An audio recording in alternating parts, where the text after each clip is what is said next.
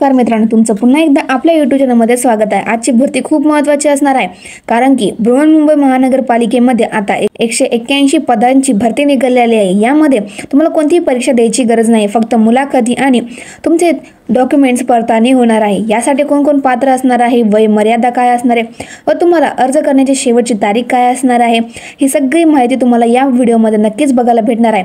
त्यामुळे व्हिडिओला शेवटपर्यंत नक्की बघा। व्हिडिओ आवडल्यास व्हिडिओ लाईक करा आणि चॅनलला सबस्क्राइब करा। इंटेलिजन्स ब्युरो यामध्ये ज्या वेकेन्सीज निघालेल्या आहेत ती जर व्हिडिओ नसेल बघितली तर या व्हिडिओच्या डिस्क्रिप्शनमध्ये मी त्या व्हिडिओची लिंक देणार आहे, तुम्ही ती व्हिडिओ पण नक्कीच बघा। व्हिडिओ आवडल्यास व्हिडिओ लाईक करा, चॅनल सबस्क्राइब करा। तर बघा, स्त्री रोग तज्ञ यामध्ये 42 रिक्त जागा आहेत।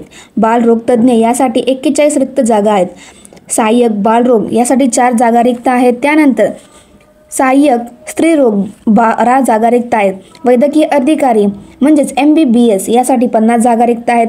वैद्यकीय अधिकारी लघु केंद्र MBBS 1 जागा रिक्त आहे। वैद्यकीय अधिकारी आयुर्वेदा यासाठी 10 जागा रिक्त आहेत। सहाय्यक वैद्यकीय अधिकारी BAMS यासाठी 50 जागा रिक्त आहेत।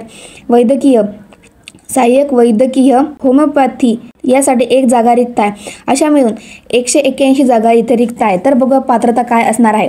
तर बघा, स्त्रीरोग तज्ञ यासाठी MBBS प्लस MD MS किंवा DNB केले असायला हवं। बालरोग तज्ञ यासाठी पण MBBS plus MD plus BNB हे पद तुम्हाला पदवी असायला हवी।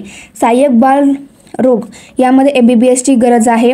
सहाय्यक स्त्रीरोग यासाठी बी तुम्हाला MBBS, तुमच्याकडे MBBS ची पदवी असणे आवश्यक असणार आहे। वैद्यकीय अधिकारी यामध्ये तुम्हाला MBBS असणं आवश्यक आहे, तुमच्याकडे पदवी। नंतर वैद्यकीय अधिकारी लघु केंद्र यासाठी सुद्धा तुम्हाला MBBS ची पदवी असणे आवश्यक असणार आहे।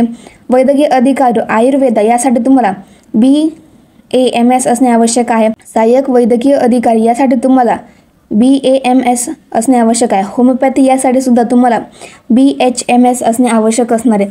तर बघा, आता तुम्हाला अर्ज कोणत्या प्रकारे करायचा आहे। तर बघा, तुम्हाला येथे मी Google फॉर्मची लिंक देणार आहे, तर तुम्ही त्यावरती क्लिक करून Google फॉर्म भरायचा आहे। तुमची आवश्यक पत्रे तिथे अपलोड करायचे आहेत। त्यानंतर तुमची आता परीक्षा पद्धत काय असणार आहे ते बघूयात। तर बघा, मी सांगितल्याप्रमाणे तुमची येथे कोणतीही लेखी परीक्षा होणार नाही, फक्त मुलाखत आणि तुमची डॉक्युमेंट येथे पडताळणी होणार आहे।